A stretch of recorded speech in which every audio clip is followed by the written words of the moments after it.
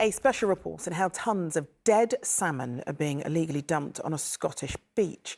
The age-old practice sees dead and diseased fish buried in pits of sand and seaweed. But ITV News was shown footage of one farm on the Outer Hebrides burying salmon as recently as May this year.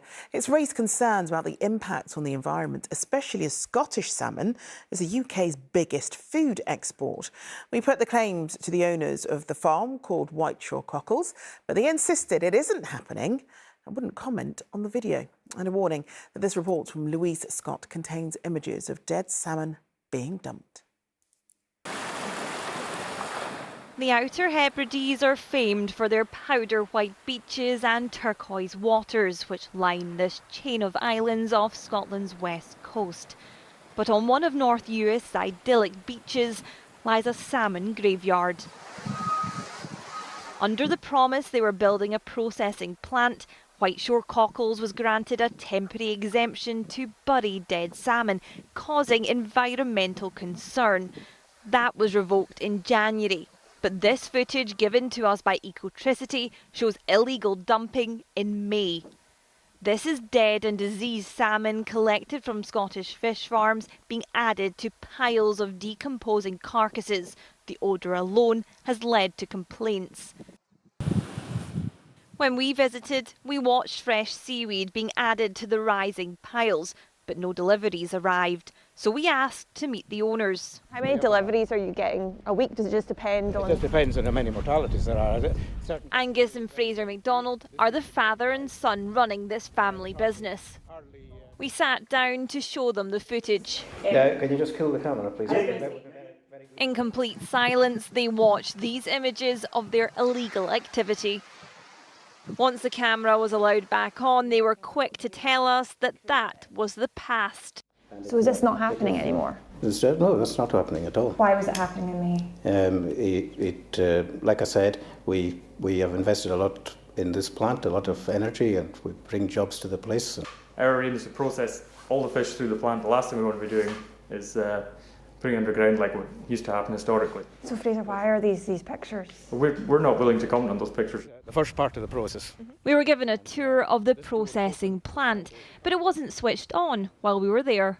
We've been running since September last year, doing trial runs, August, September commissioning, and then it's been fully functioning all year. Which means it should have been able to process this salmon delivery in May. The past couple of weeks, how often have you ran this machine? The past couple of weeks only once, so we ran it for like 4 days. We ran it, and that cleared everything. And then the numbers have been low, so we've just been. If the numbers are really low, we'd just prefer to ship them out of here. It's not practical to start the plant for small numbers. From the tour, we could see the machinery was in place, but it was becoming clear that this was an expensive process to run if not enough salmon was being delivered. The licence was taken away in January. You have this plant, which you say has been running this year, but there are these pictures from just a few months ago. Like I said, we are in this industry to process the fish, not bury the fish. We have moved on from that, and that is the past. So what does this picture show? And that is my final comment today about this. Can you guarantee that's not still happening? Yes.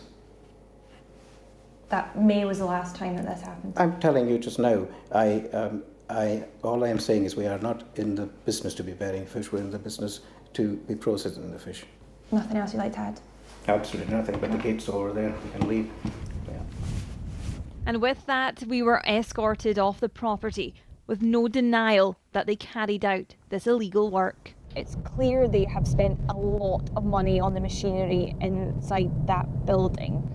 What's not clear is whether the footage we were given from May was a one-off or if it is actually still happening. We asked to see round the back to those pits, but they would not show us them. The Scottish Environment Protection Agency told us they haven't yet signed off on this plant, so any salmon that couldn't be processed was to be transported to the mainland. They say they are concerned by this report and are now investigating, something environmental campaigners have long called for. It's a biohazard for nature that is around the site, and ultimately a human hazard because of the kinds of diseases that can occur in the bodies of dead animals if they're not dealt with properly. The authorities need to be held accountable. Despite issuing the exemption, the Scottish Government refused to discuss the issue. It's an enforcement matter for local authorities to investigate and to look into. Maui is the UK's largest supplier of farm-raised salmon and uses white shore cockles. When we showed them the footage, they seemed to know that in May the plant was incapacitated, and that's why the fish were buried. They've obviously done something which is not licensed and wrong, according to this footage. I think a common sense decision was made to do that, but they should have stuck to the law. But when common sense is potentially leading to biohazard concerns, it seems like there's more questions needing to be asked and transparency from an industry swimming in profits. Louise Scott, ITV News, North Uist.